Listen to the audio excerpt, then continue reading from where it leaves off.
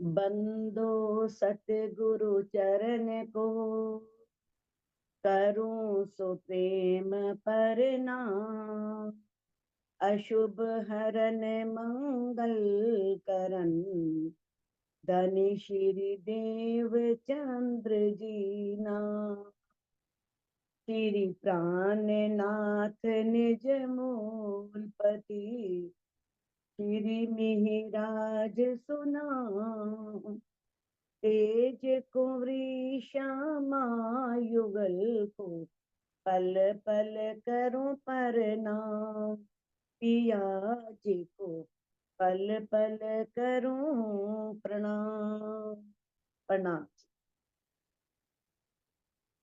सुंदर सा जी, जैसा कि हम श्री सागर ग्रंथ कर रहे हैं, 8 प्रकरण हो चुके हैं हमारे, और आज 9वें प्रकरण में श्री ठाकुरानी जी का श्रृंगार, दूसरा श्रृंगार, और इसमें मंगलाचरण।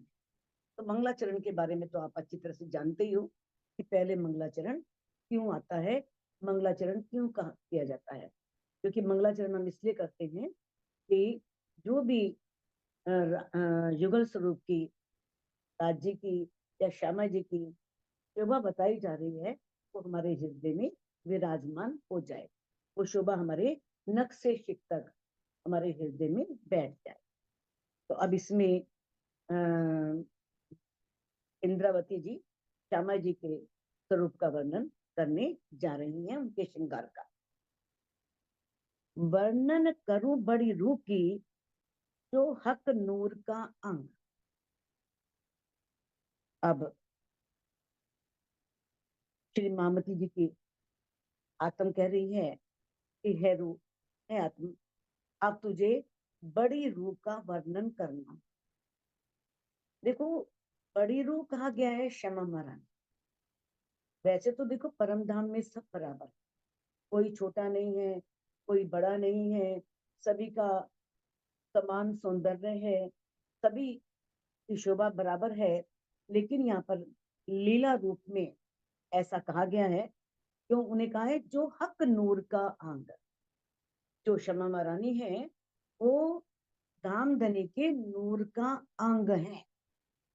तो यहाँ से, यहाँ पर जो नूर का अंग कहा गया है, इससे जो तात्पर्य है वो सिर्फ बाह्य स्वरूप से नहीं है, अपितु जैसे नूर है, नूर के कई अर्थ लिए गए। आप इसके सागर ग्रंथ में पहले प्रकरण में आपने नूर सागर पढ़ा है, नूर के बारे में जाना है कि किस तरह से नूर के अंदर प्रेम भी है, आनंद भी है, ज्योति भी है, क्रांति भी है, आह्लाद भी है, सौंदर्य, सभी गुण नूर के अंदर विद्यमान है। अब श्यामा महारानी को राज्य का नूर का अंग कहा गया है, और सभी ब्रह्मश्रेष्ठियों को श्यामा जी का नूर का अंग कहा गया है। तो देखो, वैसे तो मार्फत स्वरूप में राज्य ही है बस, और उन्हीं के दिल से ये सब कुछ प्रकट हुआ है, उनके दिल से ही लीला रूप में सब हो रहा है। क्योंकि सिर्फ एक पूर्ण ब्रह्म परमात्मा अक्षरातीत को ही पुरुष कहा गया है, बाकी सब अंगना भाव में है। कहे ना, दूजा मर्द न कहा भाई, एक मेहंदी पाक पूरन, खेल सी ब्रजदास जागने, मिल 36,000 सैया। दूसरा कोई और मर्द है ही नहीं, एक सिर्फ मेहंदी पाक पूरन, जो पूर्ण ब्रह्म परमात्मा अक्षरातीत है, वो ही पुरुष है। तो ऐसा नहीं है कि यहाँ पर स्त्री भाव में लिया गया है, क्योंकि वहां पुरुष स्त्री का कोई मतलब ही नहीं। ये तो इस काल माया के ब्रह्मांड में और योग माया के ब्रह्मांड में थोड़ा सा लीला रूप में विपरीत स्वरूप को लेना होता है। लेकिन वहां पर जैसे चंद्रमा की किरणें पत्नी नहीं है, सूर्य सूर्य की किरणें पत्नी नहीं है, चंद्रमा की चांदनी भी उसी का ही रूप है। और ऐसे ही सागर और सागर की लहरें यहाँ पर अंगना भाव में लिया गया है। तो राज्य का दिल जो है वो मार्फत स्वरूप है, और उनके है ना, रूहो तुम मेरे तन हो, कि रूह तुम मेरे तन हो, तुम सो इश्क जो मेरे दिल, मैं तुम्हें दिल से बहुत प्रेम करता हूँ। तो किस तरह से अब जो ये उनके दिल से जो ये प्रकटीकरण हुआ है, क्योंकि लीला रूप में तो ये जरूरी है ना। अब यहाँ पर इस ब्रह्मांड में जो पूर्ण ब्रह्म परमात्मा अक्षरातीत के जो नूर स्वरूप, नूरी स्वरूप है, और उनका प्रकटीकरण श्यामा जी के रूप में हुआ है, क्योंकि श्यामा जी यहाँ पर आई हैं। तो इसलिए कहा है कि भाई प्रेम का जो वास्तविक स्वरूप है वो स्त्री पुरुष की परिधि से बिल्कुल पर है। वहां पर स्त्री पुरुष नहीं लिया गया, सिर्फ अंगना भाव में लिया गया है। और इस तरह से सब वहां पर राज्य है, श्यामा जी है, सखियां हैं, सब बराबर है। लेकिन इस लीला रूप में श्यामा जी पहले आई, और किस तरह से राज्य ने उनको सारा जागरी का काम सौंपा कि सभी रूहों को जगाना है, और मैं यानी कि उन्हें परम धाम लेकर के आना है। तो इस माया के ब्रह्मांड में लीला रूप में श्यामा जी को बड़ी रूह कहा गया है। वर्णन करूं बड़ी रूह की, इसलिए कहा है कि मैं है आत्म, अब तुझे बड़ी रूह की शोभा का, श्रृंगार का वर्णन करना है, जो राज्य के नूर का अंग है। रूहे नूर इन अंग के, और जो रूहे हैं वो इस अंग का नूर है। अब नूर का अर्थ तो आप जानते ही हो। अब जो नूर का अंग होगा तो उसके अंदर भी वो सारे गुण विद्यमान होंगे ही होंगे, सभी गुण होंगे जो हमेशा सब संग। और किस तरह से चाहे ब्रह्म सृष्टियां हैं, चाहे श्यामा जी हैं, सभी सब सब यानी कि हमेशा एक साथ रहती है। चाहे इस माया के ब्रह्मांड में लीला रूप में यहाँ पर आई तो अलग अलग हो गई, लेकिन परम धाम में सारी रूहें एक साथ रहती हैं, क्योंकि वो एक ही रूप में है। वहां पर वाहिदत है, एक दिली है, जहां भी जाना है इकट्ठे ही जाना है। जिसके दिल में कोई बात आती है तो सबके दिल में आ जाती है। लेकिन यहाँ पर माया के ब्रह्मांड में लीला के रूप में ये थोड़ा सा अंतर दिखाया गया है।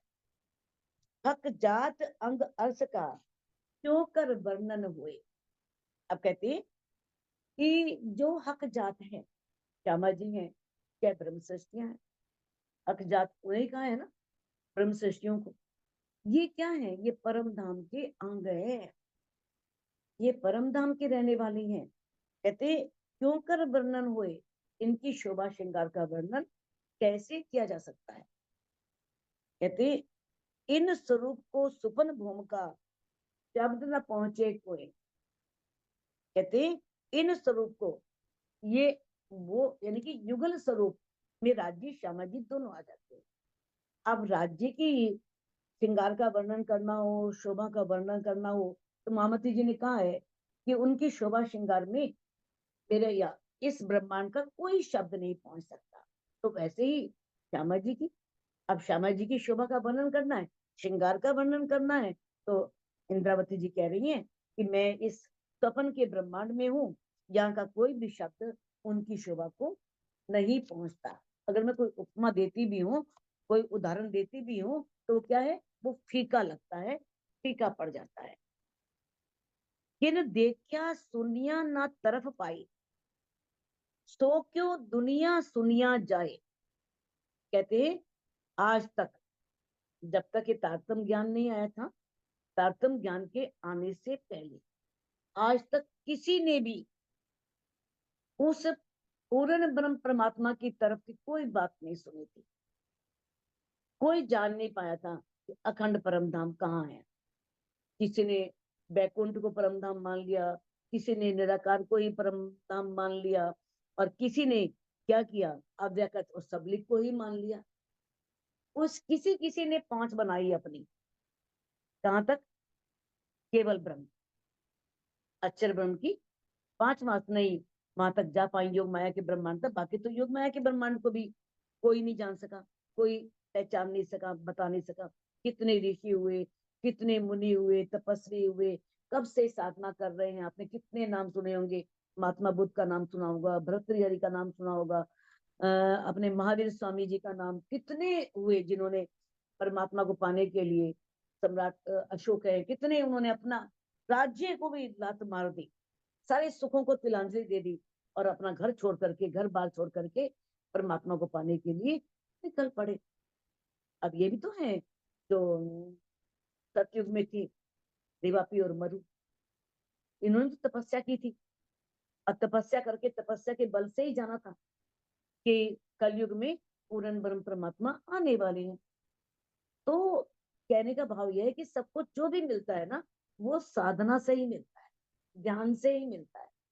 अब उनको तो ध्यान से ही पता लगा ना कि पारब्रह्म जो है वो आने वाले हैं कलयुग में, और अपनी तपस्या के फलस्वरूप उन्होंने वही मांग लिया कि हमें वही तन मिले इस तन में बैठ करके पारब्रह्म लीला करें। लेकिन उनसे पहले, अब तक जब तक तारतम्य ज्ञान नहीं आया, किसी ने भी उस पारब्रह्म के बारे में और परम धाम के बारे में, किसी दुनिया में किसी ने भी 14 तबकों में नहीं, रू अल्लाह का इल्म कहते, पूरे 14 लोक के ब्रह्मांड में क्षमा मरानी का जो ये ज्ञान है, तारतम्य ज्ञान, ब्रह्मवाणी, ये ज्ञान किसी के पास नहीं है। तो दिया एक तोई को करके मेहर कसम, वो ज्ञान राजी ने किसको दिया है? इंद्रावती कह रही है मेरे को दिया है, और इंद्रावती के माध्यम से सभी ब्रह्म सृष्टियों को मिला है। जो ब्रह्म सृष्टियां इस वाणी का चिंतन कर रही हैं, मनन कर रही हैं, मंथन कर रही हैं। तो कहते हैं किस तरह से जो अरवा होसी अर्थ की सो सुन के सुख पाए। अब दुनिया वालों को तो कोई आनंद नहीं आएगा, उनको लगेगा ही नहीं अगर वो परम धाम की बातें सुनेंगे। भाई इतनी इतनी बड़ी बड़ी रोसें हैं और कितनी दूर दूर, अरे भाई वहां से यमुना जी निकलती हैं उखराजी पहाड़ से, खोज कोस्टर में समाती हैं, 18 लाख कोस दूर है। वो तो कहेंगे ये तो ऐसी गपोड़ मार रहे हैं, ऐसा है ही नहीं। लेकिन रूह को दिखे ना दिखे पर गपोड़ तो नहीं मानेंगे, वो मानेंगी है, ऐसा है, परमधाम ऐसा ही है भाई, इस तरह ही है।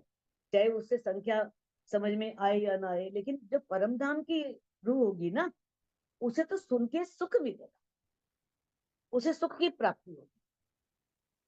दुनिया वाले कहेंगे नहीं, उनके तो ऊपर से ज्ञान चला जाए, सुनेंगे, चर्चा भी सुनेंगे आराम से बहुत पूरे, और कहेंगे अरे बड़ी चर्चा, बड़ी अच्छी थी, बहुत अच्छी चर्चा थी। चर्चा में क्या बताया पता नहीं, क्या बताया, बस अच्छी थी, क्या बताया वो नहीं बता सकते, पता ही नहीं, बस अच्छी लगी इतना बोल देंगे। क्योंकि वो पात्र ही नहीं, जो पात्र हैं उन तक ही बात पहुंचे, वही उसे ले पाएंगे, वही ग्रहण पर कर पाएंगे। कहते हैं ना, हक देख टिकिया रहे सोई अरस के तन, सोई करे मूल मजकूर, सोई करे वर्णन। जो पार ब्रह्म को देख करके टिका रहे, वो परम धाम के तन है, वो ही वहां की बातें करेंगे। सोई करे मूल मजकूर, सोई करे वर्णन, वही उस मूल को स्वीकार करेंगे और वही सारी बातें करेंगे, उसके बारे में सब बातचीत करेंगे। तो जो परम धाम की अरबा होगी ना, वही सुन करके सुख पाएगी, उसे सुख मिलेगा। अब मेरी रूह चाहे वर्णन करो। अब इंद्रावती जी कहती हैं कि मेरी आत्म चाहती है कि मैं युगल स्वरूप की शोभा श्रृंगार का वर्णन करूं, श्यामा जी की भी शोभा श्रृंगार का वर्णन करूं। कहते हैं होए ना बिना अर्स इलम, जब तक परम धाम का इलम ना हो, पारब्रह्म के द्वारा दिया गया जो इलम है, ज्ञान है, तारतम ज्ञान, उसके बिना तो संभव ही नहीं है। क्योंकि उससे पहले क्या मालूम था पारब्रह्म कैसे है, वो तो दीदार दिया उनको, देखिए तो पता लगा कि पारब्रह्म ऐसे है। अब वो शोभा श्रृंगार जो इंद्रावती जी ने देखी, जो उनके दिल में बैठ गई, वो कहती है कि मैं यहाँ के शब्दों से उस शोभा का वर्णन कर ही नहीं पा रही। वो ऐसा सौंदर्य था, इतना अधिक सौंदर्य, जो उन्होंने सब कुछ, धामधनी ने अंदर विराजमान होकर के किस तरह से उन्हें परम धाम दिखाया और सारा सुख दिए परम धाम के, तो वो उसका वर्णन करने में अपने आप को समर्थ पा रही है। कहती बिना अर्श के इलम के, बिना परब्रह्म के ज्ञान के बिना ये संभव नहीं है। वस्त्र भूखन अर्श के, इत पहुंचे न सुपन का दम। कहते ये वस्त्र परम धाम के हैं, आभूषण वस्त्र, वो यहाँ के नहीं है। कहते इत पहुंचे न सुपन का दम, वहां पर यहाँ के बुद्धि नहीं पहुंच सकती, या सपन के ब्रह्मांड का जो है वो उन शब्दों में शक्ति नहीं है कि वो उसे व्यक्त कर सके। वो शब्द ही नहीं है कि उस सौंदर्य के लिए उन शब्दों का प्रयोग किया जाए। पहने उतारे इन जिमी, ना ही अर्श में चल विचल। कहते अब इस जमीन पर, इस माया के ब्रह्मांड में तो है पहनना उतारना, लेकिन परम धाम में है ही नहीं पहनना और उतारना। ना उतारना पड़ता है ना पहनना पड़ता है, खुद ही वस्त्र अंगों की शोभा है। कहते और अर्श में चल विचल नहीं है, जो जड़ता के कारण जो विकार होता है, जिससे बुढ़ापा आ जाता है, फिर किस तरह से झुर्रियां पड़ जाती हैं, या जो भी इस तरह यहाँ पर इस संसार में जो परिवर्तन होता है, किस तरह से युवावस्था से प्रौढ़ावस्था आती है और प्रौढ़ावस्था से वृद्धावस्था आती है, वहां पर ऐसा नहीं, वो जीर्णता नहीं है, वो जड़ता नहीं है। और किस तरह से जैसे वृक्ष है वो भी चेतन है, वहां स्थावर कुछ नहीं है, जड़ कुछ नहीं, वो भी चेतन है, वो भी बात करते हैं। इत नकल कोई है नहीं, अर्श वाहिदत सदा असल। कहते परम धाम में कुछ भी नकल नहीं है।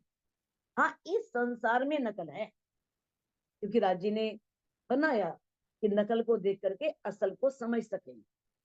जब तक नकल नहीं बनाई जाएगी, बिना नकल के कैसे असल को समझ सकते हैं।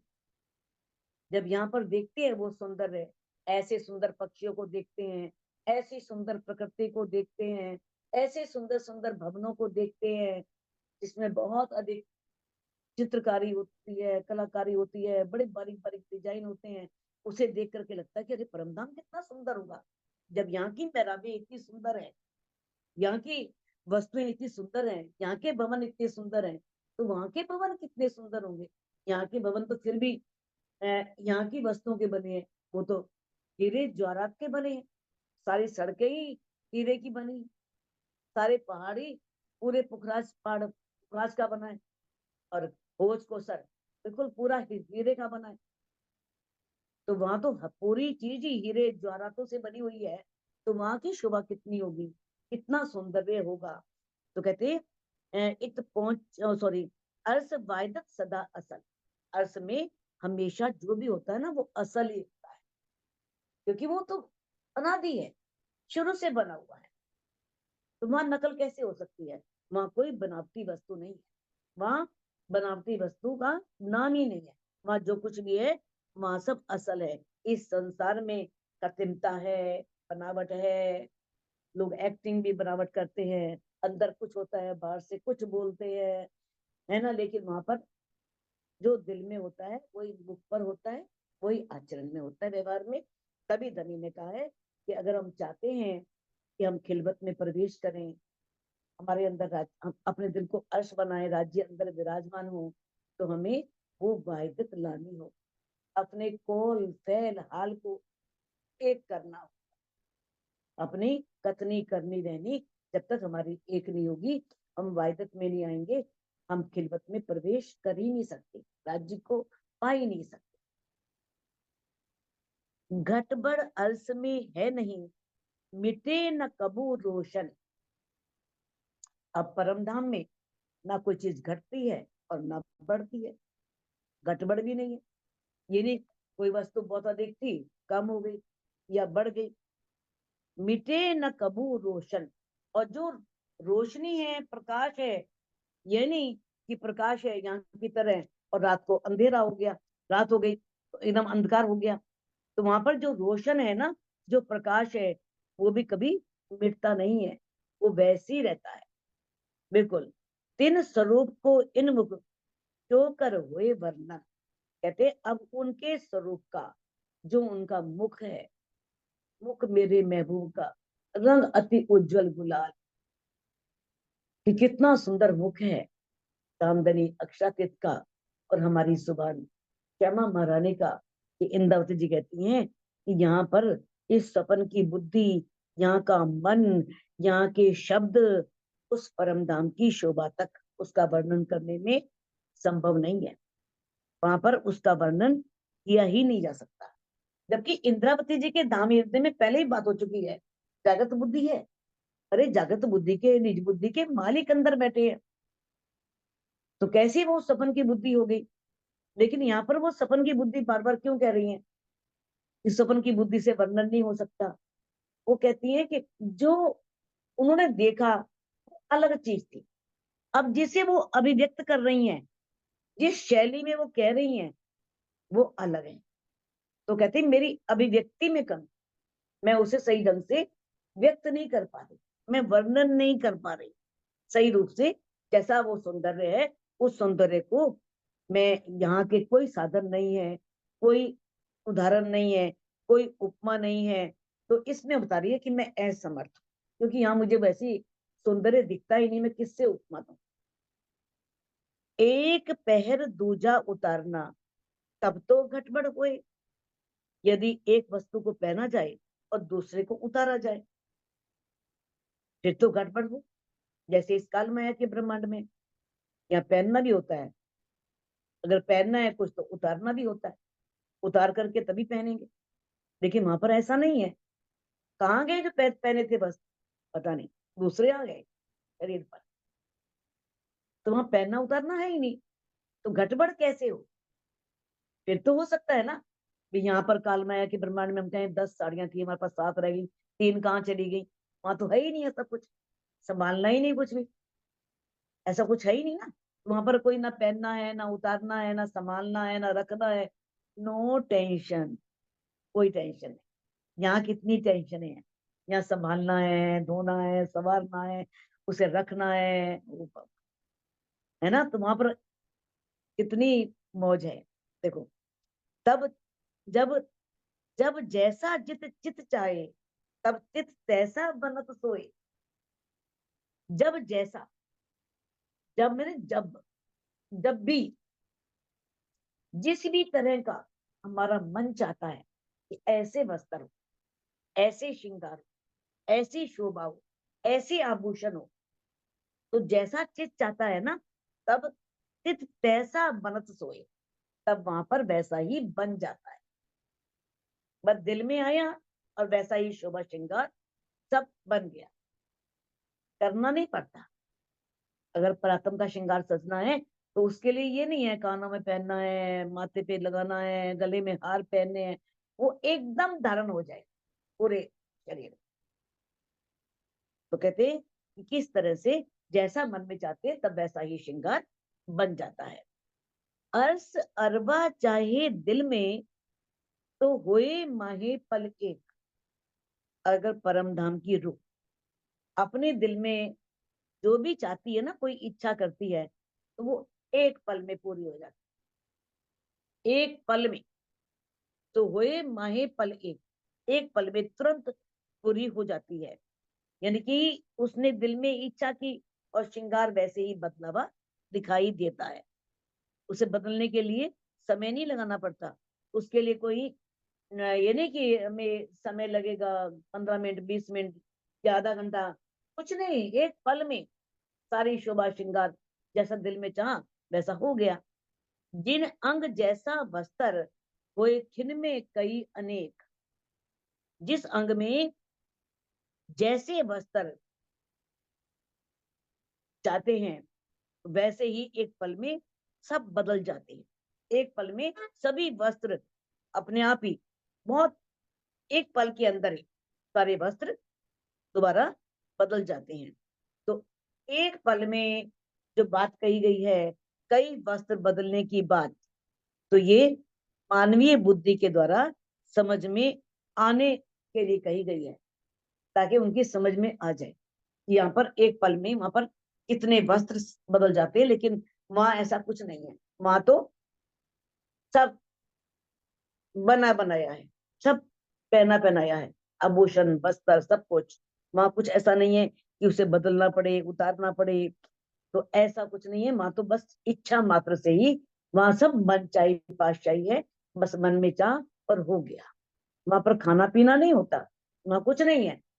वहां खाएंगे पिएंगे, वो तो बस सोचा और पेट भर गया, पहुंच गया अंदर, संतुष्टि होगी, हाँ भाई ले लिया।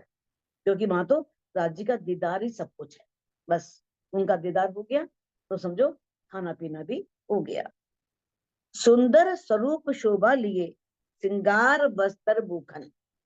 अब श्यामा जी का जो स्वरूप है वो बहुत सुंदर है, बहुत शोभा है उसकी, और बहुत सुंदर बस्तर और आभूषण श्रृंगार हर चीज बहुत सुंदर है, बहुत शोभा है उनके श्रृंगार की। रस रंग छवि सरूकी। अब उनकी जो छवि है ना, उनकी जो शोभा है वो प्रेम और आनंद से भरपूर है। उसकी सलूकी मैंने नजाकत बनावट सब प्रेम और आनंद से भरपूर है। चाहे रूह के अंतस्करण, सखियों के दिल की इच्छा अनुसार ही दिखाई देता है, सुंदर है। जैसे सखियों के दिल में आता है ना, चाहे रूह के अंतस्करण, जैसा रूह ने अपने दिल में लिया वैसा ही उसका श्रृंगार बन जाता है। तो किस तरह से वो शोभा श्रृंगार जो है वो प्रेम और आनंद से भरपूर है। बस्तर भूखन अंग अर्श के तो सबे हैं चेतन। अब परम धाम के जो वस्त्र हैं, भूषण है, जो भी हैं, वो सभी चेतन है। ये नहीं वहां के वस्त्र जड़ हैं, वहां के आभूषण जड़ हैं, सब चेतन है। सब सुख देवे रूह को तो क्यों ना देवे नैन श्रवण। कहते हैं किस तरह से ये सभी वस्तुएं चेतन हैं, जब मेरी आत्मा को ये हर प्रकार का आनंद देते हैं। इंद्रावती कहती है कि ये मेरी आत्मा को सब सुख देने रूप, मेरी आत्मा को सब सुख देते हैं, वस्त्र आभूषण सभी। क्यों ना देवे नैन श्रवण। अब श्यामा जी के जो नेत्र हैं और कान हैं वो क्यों नहीं देंगे, उनके नेत्र और कान वो सुख क्यों नहीं देंगे। उनको देख करके कितना सुख मिलेगा, कितने सुंदर उनके नैन, कितने सुंदर उनके कान। तो इंद्रावती जी के कहने का भाव यह है कि किस तरह से हर चीज को देख करके वहां सुख मिलता है, आनंद मिलता है, वहां खुशी मिलती है, एक अंदर से उमंग आती है, तरंग आती है खुशी की। तो हर वहां की जो शोभा है, श्रृंगार है, वस्त्र है, आभूषण है, जो भी है वो सब सुख देते हैं। जब वस्त्र आभूषण सुख देते हैं तो कहते हैं श्यामा जी के जो नेत्र हैं या कान हैं वो सुख क्यों नहीं देंगे। उनको देख करके तो अपार सुख मिलेगा, बहुत सुख मिलेगा। नया सिंगार साजत तब तो नया पहनिया कैया जात। कहते यदि श्रृंगार जो है ना कोई नए रूप में शोभा देता है, मानो कोई भी श्रृंगार बहुत नए रूप में लग रहा है कि भाई बिल्कुल नवीन ही है, तब तो नया पहनने कही जा, तब तो नया पहनने की बात कही जा सकती है। भाई नया पहना है, नया पुराना अर्थ में नहीं, परम धाम में नया पुराना नहीं है। कैसे कहे नया पहना है, नया पहना है भाई, नया पुराना, भाई ये पुराना हो गया। वहां नया है न पुराना है, कुछ नहीं है, ना घट है ना बढ़ है, न पहनना है ना उतारना है, वहां कुछ नहीं है। पर पहुंचे न इत की बात। क्या कहते, इस संसार की कोई भी उपमा परम धाम के लिए नहीं पहुंचती, परम धाम का वर्णन नहीं किया जा सकता। तो कहते हैं कि देखो कहते हैं ना कि नया श्रृंगार में होता ही नहीं है। और वैसे कहा गया है कि पल पल श्रृंगार बदलता है, पल पल श्रृंगार बदलता है। कहा है ना वाणी में चौपाई में कि पल पल में वस्त्र श्रृंगार शोभा बदल जाती है। तो ये सभी जो श्रृंगार हैं, वस्तुएं हैं, वस्त्र हैं, ये दिल की इच्छा के अनुसार अपने आप ही बनते रहते, अपने आप बन जाते हैं। कोई ऐसा नहीं कि ये नया है पुराना है तो पहले वाले को उतारना पड़े, नहीं, दिल चाह वैसा बन गया, पहले वाले को उतारना नहीं पड़ता और नए को पहनना नहीं पड़ता। इसलिए कहा है कि वहां पर ऐसा कुछ भी नहीं है। यदि कोई नया पहनना चाहे और वो पहले वाला उतारा जाए तब तो कह सकते हो पुराना है, ये जो पहना है वो नया है। हाँ, कुछ ऐसा है ही नहीं। जो उतार के पहनना हो, वही जो वस्त्र है, आभूषण है, वो उसी के रूप बदल जाता। जो सिफत बड़ी चित की लीजिए, बड़ी अकल सो जान। अब श्यामा जी की जिस शोभा को, जिस जो उनकी शोभा है, सौंदर्य है, या उनकी जो भी श्रृंगार का वर्णन है, उसकी इतनी महिमा है, तो जो उसे अपने हृदय में बसा ले उस शोभा को, तो उसे क्या कहा है, बड़ी बुद्धि वाला। उसे बड़ी बुद्धि का स्वामी। बड़ी मत वाला कौन है? जिसने युगल स्वरूप की शोभा श्रृंगार को अपने हृदय में बसा लिया। फना बका को क्या कहे, ताते पहुंचत नहीं जुबान। कहते इस नश्वर ब्रह्मांड का, फना मैंने ये नश्वर ब्रह्मांड, इस नश्वर ब्रह्मांड का जो ये शरीर है, वो बका को क्या कहे, वो अखंड परम धाम के कैसे वर्णन करे। ये जो तन है वो नश्वर है, मिट जाने वाला है, स्वपन का है, तो ये अखंड परम धाम के सौंदर्य का वर्णन कैसे कर सकता है। ताते पहुंचत नहीं जुबान, तो यहाँ जिह्वा से निकलने वाले शब्द जो है ना, वो वहां नहीं पहुंचते। वहां पहुंचने मतलब क्या है कि परम धाम की शोभा को नहीं लगते, वो शोभा इससे करोड़ों गुना ऊपर है, बहुत सुंदर सुंदर है। तो यहाँ जो इंदव से कहती है, जो मेरी जिह्वा से शब्द निकल रहे हैं ना, वो शब्द वहां पर परम धाम की शोभा को लगते ही नहीं है, परम धाम की शोभा तक पहुंच ही नहीं सकते। तो भी रू मेरी ना रहे, हक वर्णन किया चाहे। अब इंद्रावती जी कह रही हैं, जबकि पता है जहाँ कोई उपमा नहीं दी जा सकती, कोई हमारे पास ऐसा उदाहरण नहीं है, कोई शब्द भी ऐसे नहीं है जिनसे उनकी शोभा का वर्णन किया जाए, लेकिन फिर भी इंद्रावती जी कहती हैं कि मेरी आत्म चाहती है कि मैं राज्य के हक, जो हमारे धामधनी अक्षातीत हैं, या जो हमारी सुभान क्षमा महारानी है, युगल स्वरूप की शोभा का वर्णन करूं। मेरी आत्म चाहती है कि मैं उनकी शोभा श्रृंगार का वर्णन करना चाह रही है। हक इलम आया मुझ पे, सो या बिन रहियो न जाए। अब राज्य ने उनको इलम दिया, अंदर सब ज्ञान दिया, राज्य ने दिया जो बाहर निकल रहा है, उनके मुख से निकल रहा है।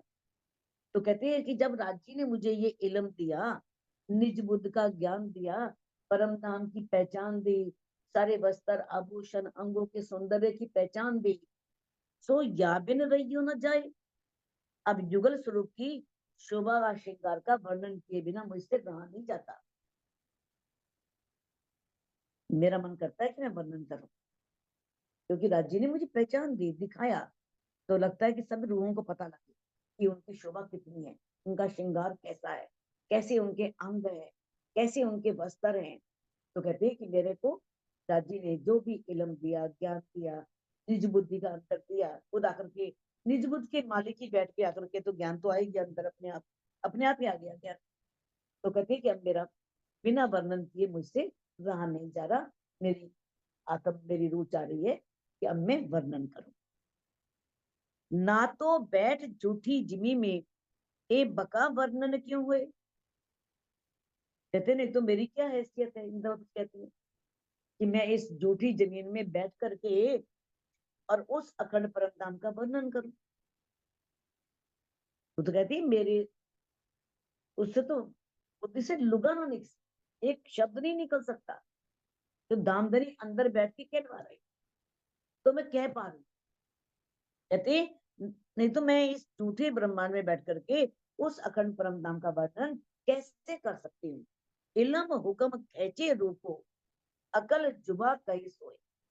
कहते इलम हुक्म, हुक्म राज्य के दिल की इच्छा कि इसके तन से वाणी उतरवानी है, इंद्रावती के तन से सारी शोभा श्रृंगार का वर्णन करवाना है, तो ये उनका हुक्म है, आदेश है उनका, वे वर्णन कर। तो कहते हैं इलम हुक्म, और उनका जो इलम है, जो उन्होंने मुझे निज बुद्ध का ज्ञान दिया, और उनका जो आदेश है, वो मेरी रूह को, मेरी आत्म को खींच रहा है, यानी कि मुझे प्रेरणा दे रहा है, मुझे प्रेरित कर रहा है अकल जुबा कहे सोए, और उसी के हिसाब से मेरी बुद्धि और मेरी जुबान उस श्रृंगार का वर्णन कर रही है।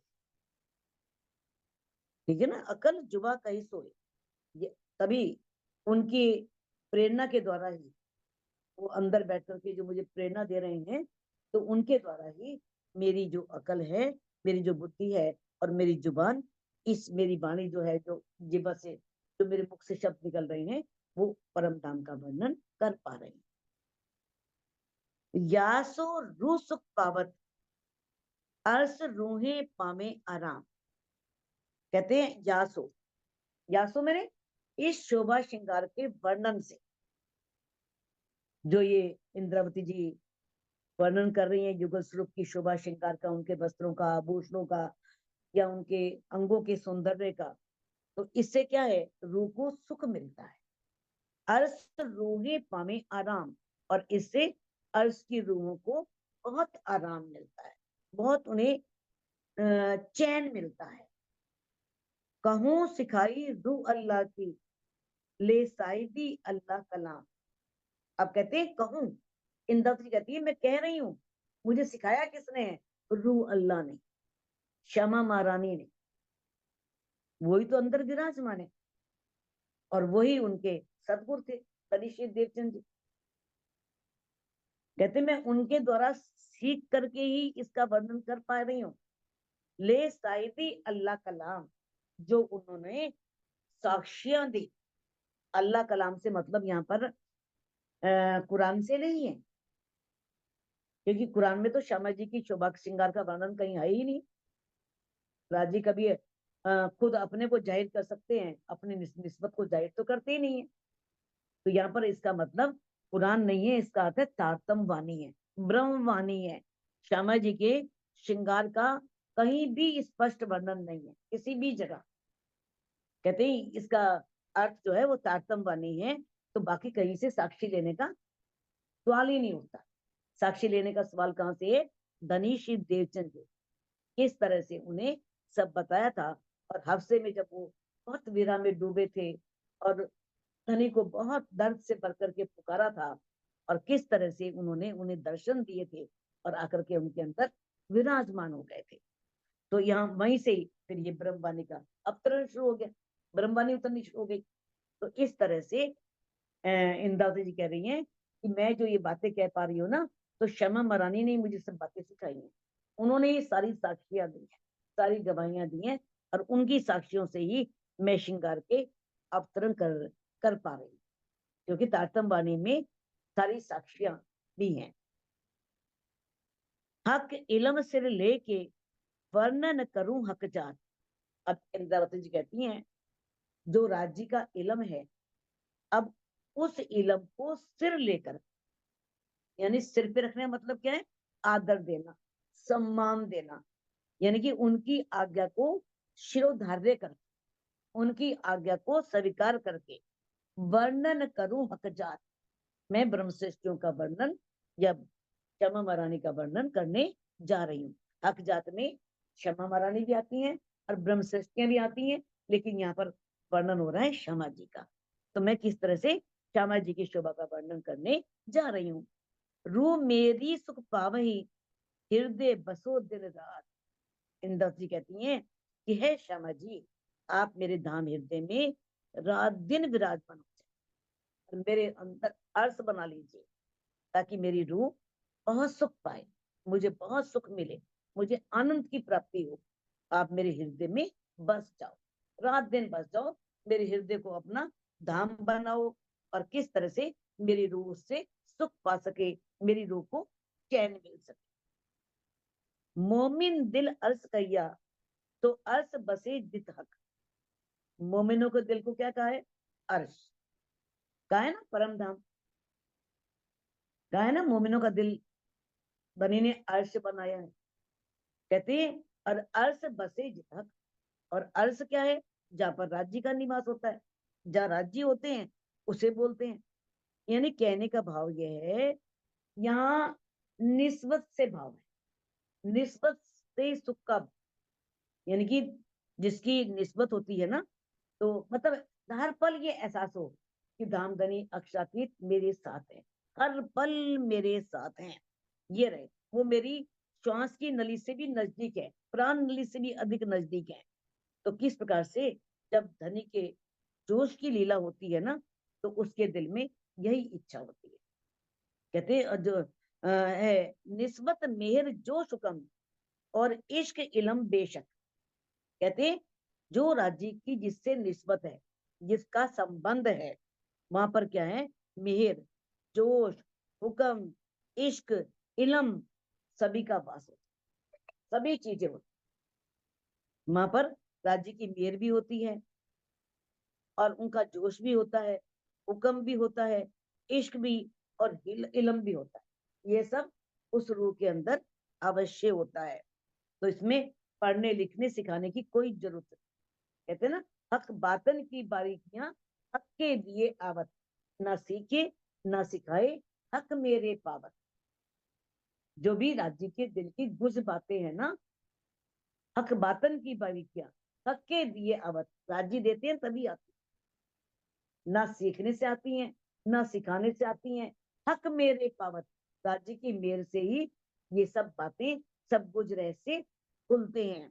कहते हैं अब आगे देखो, सागर ग्रंथ में भी आगे आएगा इस चौपाई, श्री मामत कहे ए मोमिनो, एक ऐसी कुंजी इलम, ए मेहर देखो महबूब की, तुमको पढ़ाए आप खसम।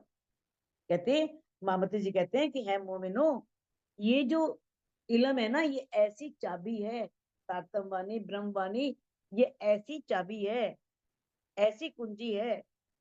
अब देखो उस महबूब की, उस राज्य की दामदनी अक्षातीत की मेहर देखो, तुम्हें वो खुद पढ़ा रहे हैं। कहते हैं तुमको पढ़ाए आप खसम, कोई और नहीं। राजी अंदर बैठते हैं तभी बात अंदर आती है, नहीं तो आती नहीं। राजी चाहते हैं तभी दिल के अंदर वो बात आ पाती है, नहीं तो आती नहीं है। आप एक बार नहीं, कितनी बार सुन लो, कितनी बार वाणी पढ़ लो, ऊपर से निकल जाएगी। लेकिन जब धनी चाहेंगे तो वो बात अंतस्करण में चुभ जाएगी, वो भूलेगी भी नहीं, याद रह जाएगी। तो ये सब बातें धनी की मेहर से होती हैं। जहाँ धनी चाहते हैं ना, जहाँ निस्बत होती है, वहां पर देखो मेहर भी राजी है, हुक्म भी राजी है, इश्क भी राजी है, इलम भी राजी है। तो फिर क्या शक रह गया, कोई शक ही नहीं। ये ज्ञान ही बेशक का ज्ञान है, बेशकी का ज्ञान है, कोई शक ही नहीं। जब राजी आ गए तो सब आ जाएगा, मेहर भी आ गई, हुक्म भी आ गया, इश्क भी आ गया, इलम भी आ गया। ए बरकत हक अर्थ में तो दिल अर्स कैया मोमिन। अब ये सारी शोभा जितनी भी बरकत है, ये सारी शोभा राज्य के परम धाम में ही होती है। ए बरकत हक अर्थ में, हक अर्थ में राज्य के परम धाम में होती है।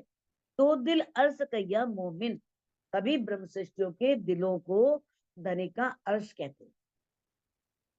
कि ब्रह्मश्रेष्ठियों का दिल क्या है, वो राज्य का अर्श है। तो वर्णन होए अर्श का, जो ये दिल होए रोशन। अब किसी का जो दिल है वो मानो परम धाम हो जाए, तो उसके दिल में धनी की कृपा तो समझो, बिना कृपा के अर्श तो नहीं हो सकता ना। तो वर्णन होए अर्श का, जो यो दिल होए रोशन। और दिल रोशन कब होगा, जब राज्य अंदर आएंगे। बिना राज्य के आए दिल कैसे रोशन हो जाएगा, अगर दिल रोशन होगा तभी। तो वर्णन होए अर्श का, फिर वो परम धाम का वर्णन संभव है। यानी कि बिना धनी की कृपा के कोई परम धाम का वर्णन नहीं कर सकता। इंदा से कह रही है धनी की मेहर से ही वर्णन हो पा रहा है, अगर उनकी मेहर नहीं होती तो मैं वर्णन नहीं कर सकती थी, क्योंकि उन्होंने मेरे दिल को परम धाम बनाया है, अंदर आकर के बैठ गए हैं। कहते हैं अब इसमें ये बताया है कि मानवीय बुद्धि से परम धाम का वर्णन कभी भी नहीं हो सकता। अगर होता होता तो तारतम वाणी आने से पहले सबने परम धाम का वर्णन कर दिया होता, परम धाम के बारे में बता दिया होता। तो बिना धनी के आदेश से, उनकी बिना मेहर के, उनकी बिना कृपा के ये ज्ञान अवतरित हो ही नहीं सकता।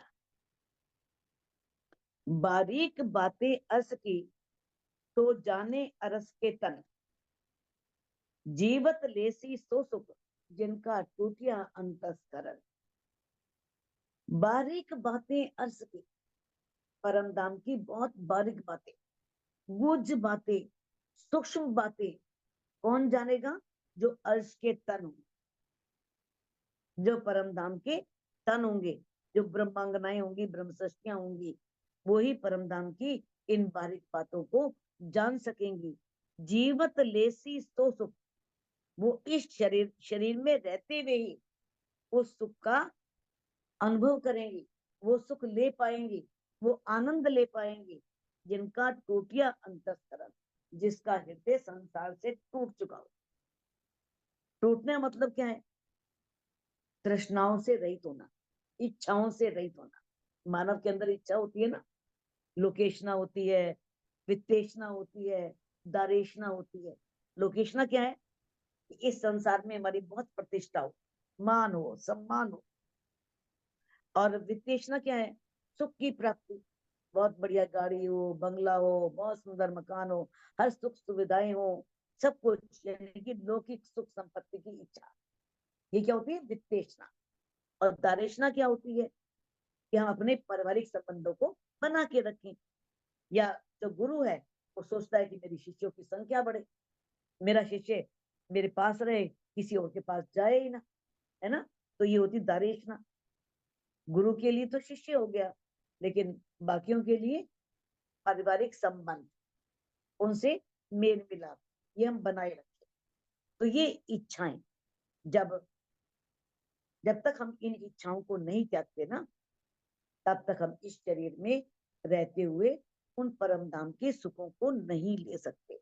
अक्षरातीत के युगल स्वरूप का ज्ञान करना है तो इन सभी तृष्णाओं को छोड़ना होगा, इन तृष्णाओं से दूर होना होगा। जब तक ये तृष्णाएं दूर नहीं होंगी, कोई ये नहीं कि मैं बहुत हमें प्रतिष्ठा मिले, मान मिले, सम्मान मिले, हम कहीं जाएं तो, ऐसा नहीं, ये भाव नहीं होना चाहिए। ठीक है, और नहीं हमें ठीक है जितना मिल जाए ठीक है, ये नहीं रूखी सूखी खाए के ठंडा पानी पिए, देख पराई चुपड़ी मत ललचा। यानी कि दूसरे को देख करके कभी भी ये नहीं आए मन में कि हमारे पास भी इतना धन हो, हमारे पास भी इतनी सुंदर गाड़ी हो, हमारे पास भी इतना सुंदर मकान हो। जो है ठीक है, धनी ने दिया है, जो दिया है परमात्मा ने बहुत कुछ दिया है।